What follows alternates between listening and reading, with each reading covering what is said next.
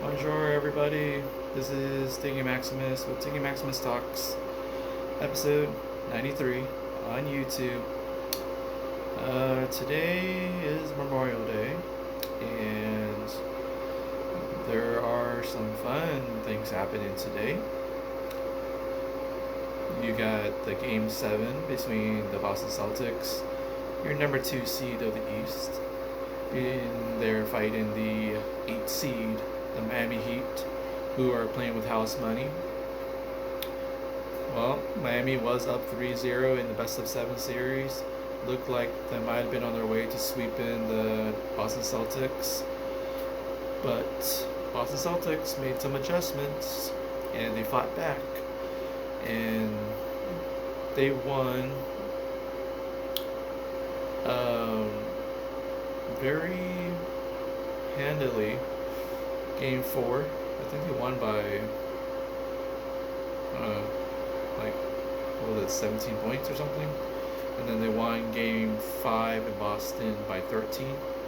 So it came to Game 6 back in Miami, where I think Boston had a good stranglehold for a little bit, had a 10-point lead in the fourth quarter, but of course Jimmy Butler and the Miami Heat were fighting back, and it got down to a point where in the last 3 seconds, Jimmy Butler got the ball, tried to shoot a three, he got fouled, and he got awarded 3 free throws, and he made all 3. Heat were up 103-102. So with 3 seconds on the clock, the Celtics had called timeout, got the ball, and got to half court.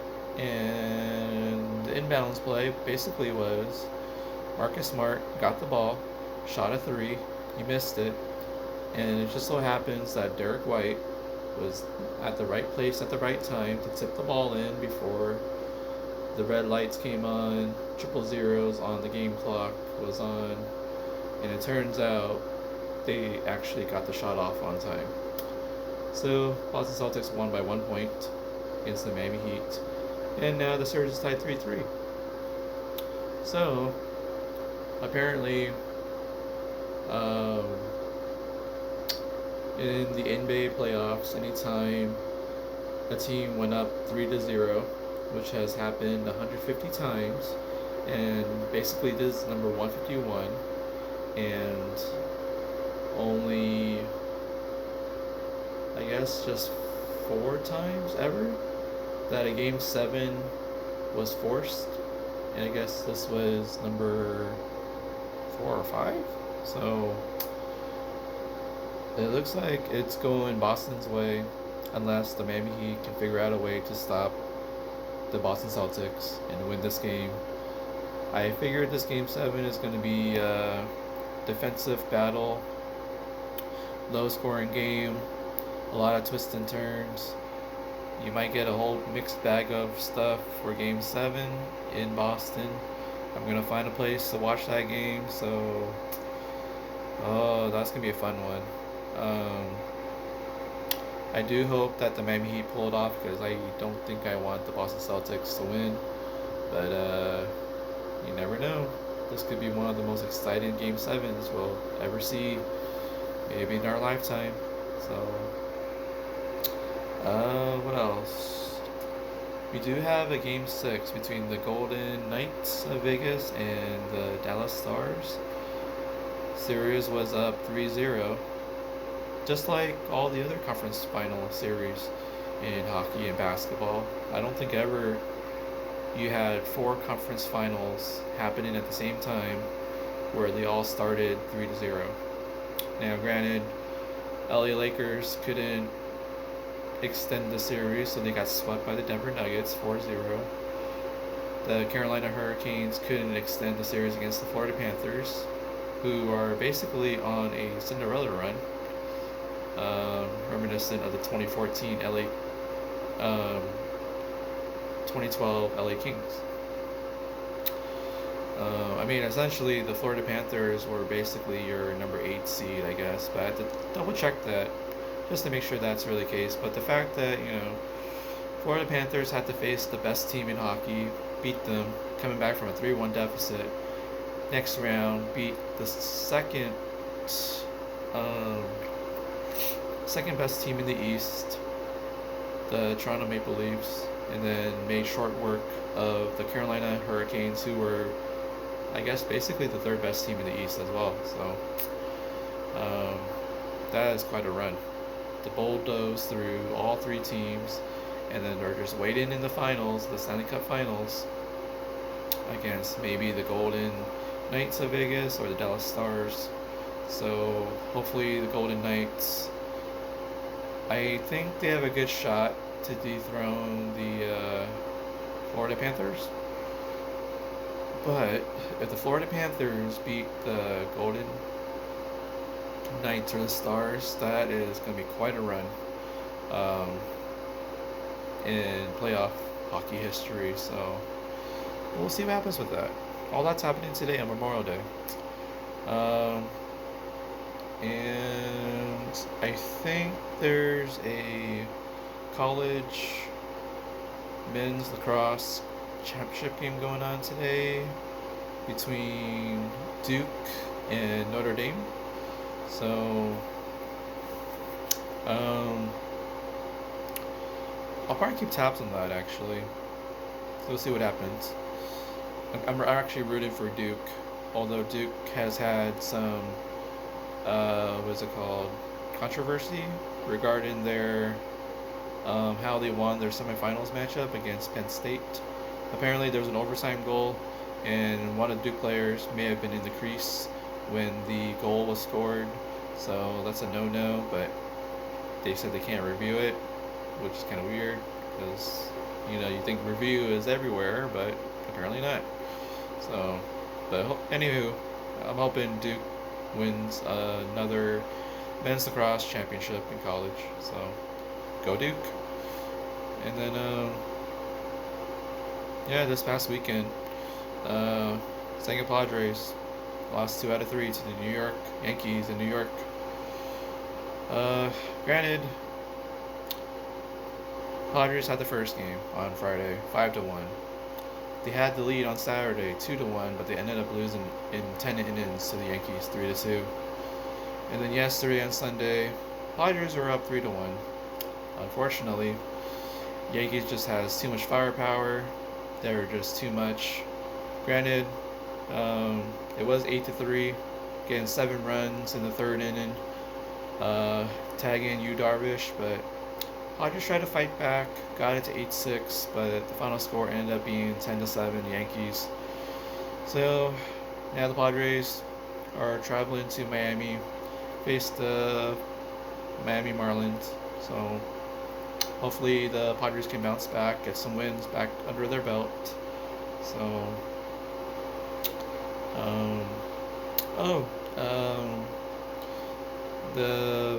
the basketball league playoffs are starting.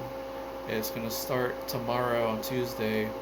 All 6 divisions are gonna have their own playoff. They all kind of have different versions of their playoff, basically. I'm guessing it's like a 1-game playoff. So that means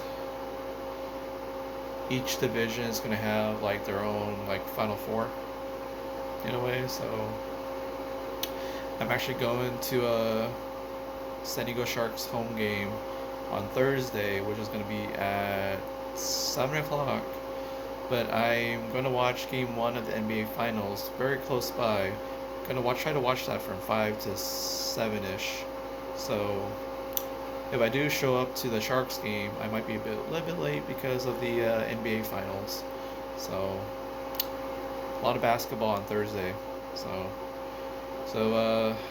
wishing good luck to the San Diego Sharks and Tyler Sickmeyer, owner of the San Diego Sharks. So good luck to those guys. Hopefully they make a run for the playoffs. I know they have some stiff competition ahead of them. You got the South Bay Flash, who I think they're going to play on Friday. No, tomorrow. South Bay Flash, the LA Flash tomorrow. They played each other like 5 times this season, and the Sharks have won 3 of the 5. So um, hopefully the San Diego Sharks can win again tomorrow, and hopefully advance to play the Long Beach Blue Wave, who I believe is the number 2 seed in the Western Division. So hopefully the San Diego Sharks can have enough firepower to handle the South Bay Flash, and then have enough energy to play against the Long Beach Blue Wave. So, and of course, the team in the Western Division that they're all trying to beat is the I think the name is the Seattle Hawks. So they're really good this season, actually. I think they went like 22-4. So tall task for anyone who plays Seattle. Well, yeah, we'll see what happens with that. And then, so yeah, the Denver Nuggets are just sitting, just chilling since May 22nd, since they beat the Los Angeles Lakers 4-0. And they've been just waiting for the Eastern Conference Finals to conclude between the Heat and the Celtics. So, honestly, the Nuggets would have had an extra 7 days to rest. So, yeah. So hopefully the Nuggets aren't too rusty. But honestly, out of the Nuggets, the Heat, and Celtics, I would want either the Nuggets or Heat to beat the Celtics, but I want the Heat to beat the Nuggets. So yeah, we'll see how that goes, actually. Alright, guys. One more mention. I did go to a comedy show on Thursday night, May 25th. It was at the PB Backyard and Kitchen in Pacific Beach. It's always a fun venue. Good, I would say decent food, good food. Very roomy, and perfect place to have like a bar scene, a restaurant scene, and to have a comedy show out in the other half of their bar restaurant, basically their patio. So great setup and great staff. And the comedy show was called Going Dutch, produced by Kane Holloway, a local comedian here in San Diego. So it does have a co-host, and this time on May 25th it was Josh Nelson. So it's kind of perfect because, you know, Josh Nelson does his PB shows that he produces in that same backyard kitchen in Pacific Beach. So it was a great collaboration to have. And basically the show was basically about every single comedian was going to read off a index card with a question on it written by the fans in the crowd, and the comedians will keep switching off and talk about how they would answer the question and talk about their own experiences about dating. So the first person that came up actually was Philip Kunka. He works with Josh Nelson. He helps him produce all the shows. He's the audio guy, basically. Now, Philip did give some rules about the show, but the thing is, other than, you know, you can't film a whole set, obviously. I don't do that. I just do pictures. But he did talk about no heckling unless the comedian is talking to you, and that's your way to talk with the comedian, but not heckle them. So, however, the problem was the audio had this lady that will say device not paired, or Bluetooth not found or something like that. So it's a female automated voice that everybody is very, very familiar with. That actually was happening quite a bit during the show. So it was quite a distraction. But other than that, I think Philip might have did some stand up maybe for a few minutes. I actually thought that his set, if it was a set, I would say that was probably an 8 out of 10. Um, uh, the other part is, I believe Josh Nelson and Kane Holloway did start off together talking about what the show was about. Um,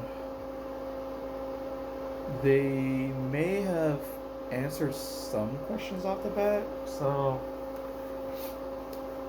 it was kind of funny. So I also would say it was probably an 8.2 out of 10. And then we had Rui Montella. I think he had started off with Josh Nelson. Apparently, there was a question everybody laughed at the answer to because I believe Josh Nelson read a card that someone wrote. What do you do if you're having anal sex and poop starts coming out and you have like shit on your cock? So I'm gonna guess Josh Nelson pretty much had said, "Who here hasn't had shit on their cock before?" Which kind of assumed that everybody has had shit on their cock before. And then Rui, well, he says, "Boyle, at that point, you should just keep going and finish because you already have shit on your cock already. Like, what else can happen?" So stuff happens, I guess. So got everybody laughing, and I guess most or some could relate to that, you guys, and so their segment, I think it was an 8.5 out of 10 actually. And then next, I think we had Kane Holloway and Chris Espinosa. They're put together. I don't remember too much other than maybe I guess they read someone's card that mentioned when do you show your date your hentai collection, which is anime porn. That was probably the funniest thing from that part of the show with those two together, and I think that was probably, I guess you could say, an 8.3 out of 10. And then we got I think it was Sarah Hirschberger and Josh Nelson together. I guess one of the cards was saying weirdest place to have sex and favorite place to have sex. Sarah just happened to mention that she had sex in the car while the guy was driving in the neighborhood. So that was probably the funniest part. That was probably I guess you could say an 8 out of 10 for that pairing together. And then I guess next you had someone I had never seen before, Chase O'Donnell. She was paired with Kane Holloway, and I guess Chase Holloway had mentioned that she's had a lot of bad first dates, and she actually stuck it out to the end. She even paid for the dates because she didn't want the guy to feel like she owed her anything. So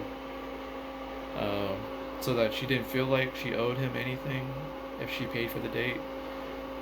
She said that one time a date had said, "Have you always been blonde?"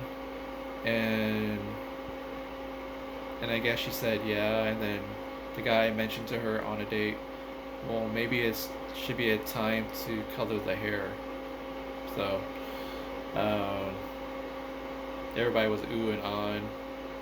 I thought that maybe Chase and Kane's segment together was, I would say an 8.4 out of 10. Just got to kind of hear the stories coming from these two. And then I guess the last pair of the night was Philip. I guess it was Philip and Josh or Philip and Kane. So at this point, oh wait, no, it was Josh and Philip. Yeah, Josh and Philip ended the show. So they were up there. They read some more questions because they asked if anybody did not have their question answered, and they just kept picking cards from the bowl. And they actually answered my question at the end, where I had asked, "Is it a red flag if a good-looking woman asks you, 'When are you taking me out to dinner?' in front of her man?" The only answer that I remembered was Philip answering by saying, "Have more confidence." So I guess in a way, maybe that's the answer. um, I mean, sometimes a yes or no answer doesn't really answer the question sometimes, but yeah, that was kind of cool to answer my question. And I told Josh that after the show. So it's kind of cool taking pictures with Chase, also with Sarah and Rui and Josh. And I think there's a picture with me and Kane. Or I don't think I have a picture with Philip. So I might have taken a picture of them all together without me in the picture, so that was actually my photo they're using. So but yeah, that last segment with Josh and Philip, I guess that was probably an 8.2 out of 10. I guess in a way, the whole audio thing might have thrown a curveball into the whole vibe of the night because people were leaving in the middle of the show, which kind of sucks. But I think some of them were too plastered to stick around, so maybe it's a good idea for them to leave. But overall, I thought the show was 8 out of 10. The audio could have been fixed, probably better, and maybe if there's a different flow or vibe to it. So, but I enjoyed myself because it's a dating comedy show, so you kind of want to hear about more about dating and everybody's advices and experiences. So, all right, so I gotta get out of here. I'll talk to you guys again soon. I'll talk to you guys more about sports on my next episode, number 94. And I am going to a comedy show on Sunday, June 4th at the Belly Up, featuring Adam Carolla, Brad Williams, Kimball Holmes. So that should be a fun show. And then I'm going again to a comedy show at the Comedy Store up in Hollywood because there's a roast battle competition going on. It just so happens our very own in San Diego, Camille Waters and Lucy Love got invited to go up there after doing so well at the roast battle here in San Diego. So that should be fun. And we'll see what happens next. I'll probably try to figure out if I'm going to go to another show again this week before Sunday. But we'll see what happens. A lot of things can be happening, and I'll talk about them all. All right. This is Tiggy Maximus signing off. Talk to you guys later. Have good fun. Be safe. Have some good company. Good action to watch. And have some good food. And I will talk to you guys later. Alright, guys. Booyaka!